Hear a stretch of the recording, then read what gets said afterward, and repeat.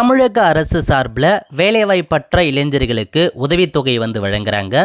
இந்த ஸ்கீமுக்கு யார் யாரெல்லாம் அப்ளை பண்ணலாம், இதுக்கு தேவையான எலிஜிபிலிட்டி என்ன, எவ்வளோ உதவித்தொகை கொடுக்குறாங்க, இதை பற்றின மொத்த இன்ஃபர்மேஷன் தான் இந்த வீடியோ வந்து பார்க்க போகிறோம்.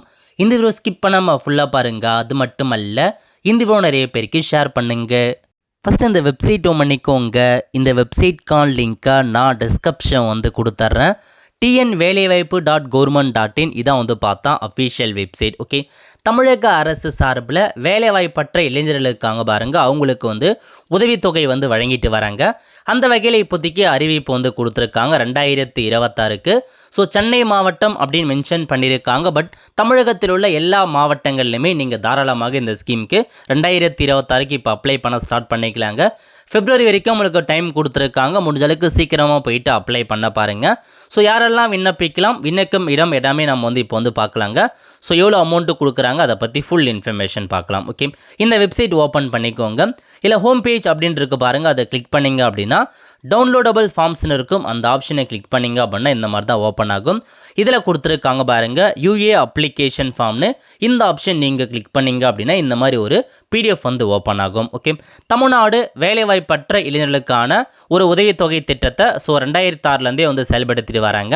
ஸோ யார் யாருக்கெல்லாம் கிடைக்கும் அப்படின்னா, நீங்கள் வந்து வேலை இல்லாமல் இருக்கணும் அப்படின்னா மட்டும் இந்த உதவித்தொகை கொடுக்குறாங்க.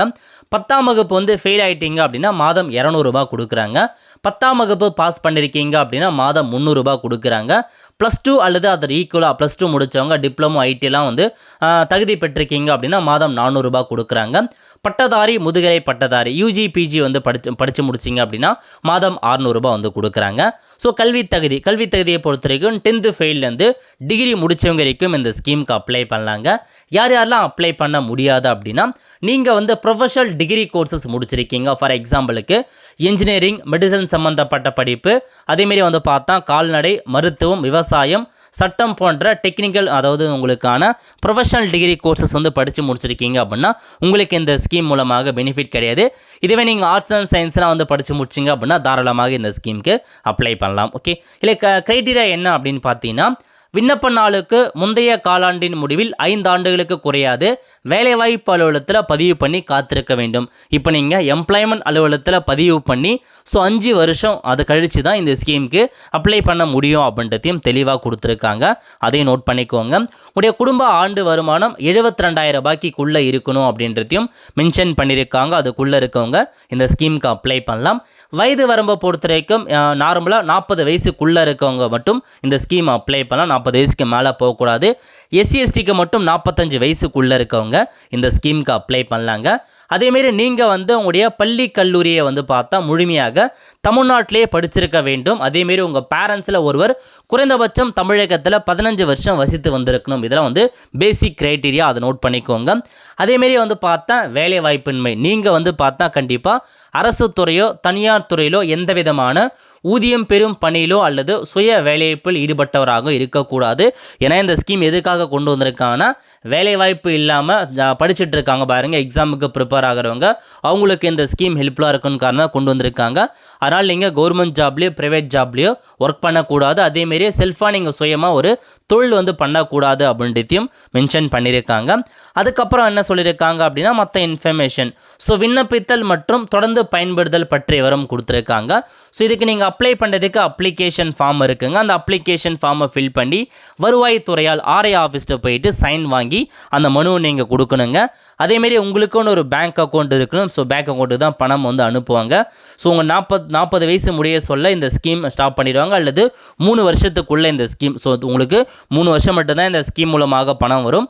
அதேமாரி 40 வயசு முடிய ஏதாச்சும் எது ஃபஸ்ட்டு இருக்கோ அது வரைக்கும் தான் இந்த ஸ்கீம் வந்து உங்களால் கண்டினியூ பண்ண முடியும்.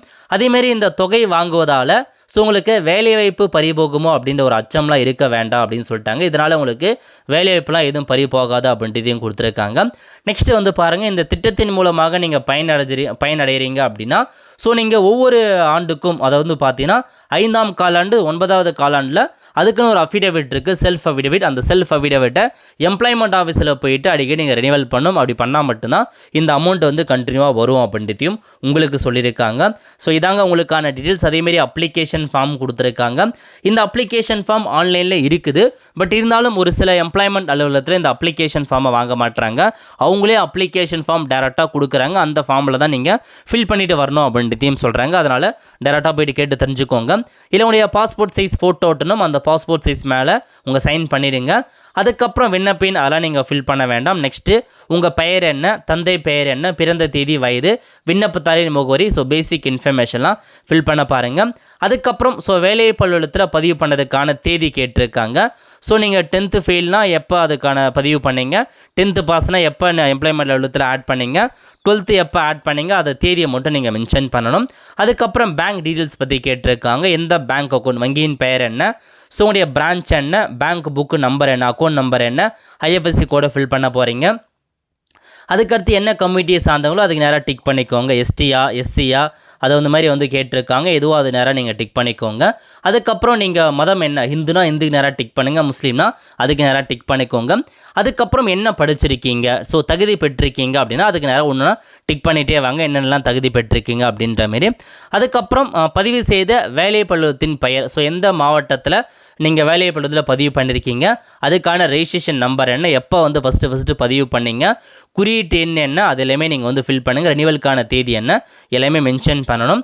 அதேமாரி அங்க அடையாளங்கள், ஸோ உங்கள் உடம்புல ஏதாச்சும் அங்க அடையாளங்கள் இருக்குது, மச்சம், தழும்பு போன்ற ஏதாச்சும் இருக்குது அப்படின்னா அது என்ன ஐடென்டிஃபிகேஷன் மார்க்கர் 2 ஃபில் பண்ணுங்கள். உங்கள் குடும்ப உறுப்பினர் யார் யாரெல்லாம் இருக்காங்களோ அவங்க டீட்டெயில்ஸ் எல்லாமே வந்து ஃபில் பண்ணிவிட்டு ஆதார் நம்பர் என்ன, மொபைல் நம்பர் என்ன, மெயில் ஐடி கொடுத்துட்டு உங்கள் சைன் பண்ணிவிடுங்க.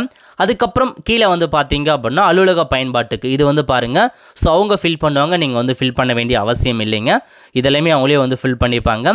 அதுக்கப்புறம் வருவாய்த்துறை சான்று, இந்த ஃபார்மை வந்து பார்த்தீங்கன்னா நீங்கள் ஆர்ஐ ஆஃபீஸில் எடுத்துகிட்டு போயிட்டு கொடுத்து அவங்ககிட்ட வந்து சைன் வாங்குற மாரி இருக்கும். அலுவலக முத்திரை அவங்க சைன் பண்ணி கொடுப்பாங்க. இவ்வளோ இன்கம் லிமிட் தான் வாங்குறாங்க அப்படின்ற மாரி அவங்க சைன் பண்ணி கொடுத்தா தான் அப்ளை பண்ண முடியும். ஸோ இதெல்லாமே வந்து பாருங்கள், அது ஆஃபீஸ் இன்ஸ்ட்ரக்ஷன். அதுக்கப்புறம் உறுதிமொழி படிவம், இதில் மட்டும் நீங்கள் வந்து சைன் பண்ணி ஃபில் பண்ணுற மாரி இருக்கும். ஓகே, இந்த ஃபார்மை அப்படியே ஃபில் பண்ணி டாக்குமெண்ட்ஸை பொறுத்த வரைக்கும் நீங்கள் என்ன படிச்சிங்களோ அதுக்கான மார்க் ஷீட் கொண்டு போகணும், பேங்க் புக், உங்கள் ஆதார் கார்டு, அதுக்கப்புறம் ஆர்ஐக்கான ஃபார்ம், இதெல்லாம் கொண்டு போயிட்டு கொடுத்தா அவங்க அப்ளை பண்ணி கொடுத்துருவாங்க. ஸோ தகுதி இருக்கும் பட்சத்தில் வெரிஃபிகேஷன் பண்ணிவிட்டு உங்களுக்கு மாதம் அதுக்கான அமௌண்ட் வந்து சேருங்க. ஸோ இதுதான் உங்களுக்கு வேலைவாய்ப்பற்ற இளைஞருக்கான உதவித்தொகை 2026க்கு இப்போ ஓப்பன் பண்ணிட்டாங்க. டேரெக்டாக போயிட்டு அப்ளை பண்ணுங்கள். அதேமாரி மாற்றுத்திறனாளிகளுக்கு தனியாக உங்களுக்கு ஸ்கீம் கொடுத்துருக்காங்க. மாற்றுத்திறனாளியை பொறுத்த வரைக்கும் 10ஆம் வகுப்பு மற்றும் அதுக்கு கீழே இருக்கவங்களுக்கு மாதம் 600 ரூபாய் வழங்குறாங்க. +2 அதுக்கு ஈக்குவலாக படித்தவங்களுக்கு மாதம் 750 ரூபா, யூஜி பிஜி படித்தவங்களுக்கு மாதம் 1000 ரூபாய் இந்த மாதிரி. ஸோ மாற்றுத்திறனாளிகளுக்கும் தனித்தனியாக உங்களுக்கு அமௌண்ட்டு கொடுக்குறாங்க. செக் பண்ணி பார்த்துட்டு நீங்களும் வந்து அப்ளை பண்ணிக்கலாங்க. ஸோ எம்ப்ளாய்மெண்ட் அலுவலகம் உங்கள் ஊரில் எங்கே இருக்குது அப்படின்னு நீங்கள் தெரிஞ்சுக்கிட்டுக்கு கான்டாக்ட்ஸ் அப்படின்ற ஆப்ஷனில் போயிட்டு டிஇசிஜிசின்னு இருக்க பாருங்கள். இந்த ஆப்ஷன் நீங்கள் கிளிக் பண்ணிங்க அப்படின்னா ஒவ்வொரு டிஸ்ட்ரிக்ட்லேயுமே எம்ப்ளாய்மெண்ட் அலுவலகம் இருக்குது. அது எங்கே இருக்குது அதுக்கான அட்ரஸ் கொடுத்துருக்காங்க. நீங்கள் அங்கே போயிட்டு அப்ளை வந்து பண்ணுற மாரி இருக்குங்க. ஸோ அட்ரஸை தெரிஞ்சுக்கிட்டு அங்கே நேராக போயிட்டு இந்த எல்லா டாக்குமெண்ட்ஸும் கொடுத்து அப்ளை பண்ண பாருங்கள். ஸோ February எண்டுக்குள்ளே எல்லா மாவட்டத்திலுமே அப்ளை பண்ணிக்கலாம். இப்போதைக்கு அறிவிப்பு வந்து ஒவ்வொரு மாவட்டமும் அனௌன்ஸ் பண்ணிட்டு வராங்க. ஸோ செக் பண்ணிவிட்டு சீக்கிரமாக அப்ளை பண்ணுங்கள். வேலைவாய்ப்பில் இல்லாதவங்க மட்டும் அப்ளை பண்ண பாருங்கள். ஸோ எல்லாருடைய டிஸ்ட்ரிக்ட் கான்டாக்ட் இன்ஃபர்மேஷன்ஸ் எல்லாமே இருக்குது. செக் பண்ணி பார்த்துட்டு அங்கே போயிட்டு அப்ளை பண்ணிக்கோங்க. மறக்காமல் இந்த வீடியோ நிறைய பேருக்கு ஷேர் பண்ணுங்கள். அடுத்த ஒரு நல்ல வீடியோவில் சந்திப்போம். நன்றி, வணக்கம்.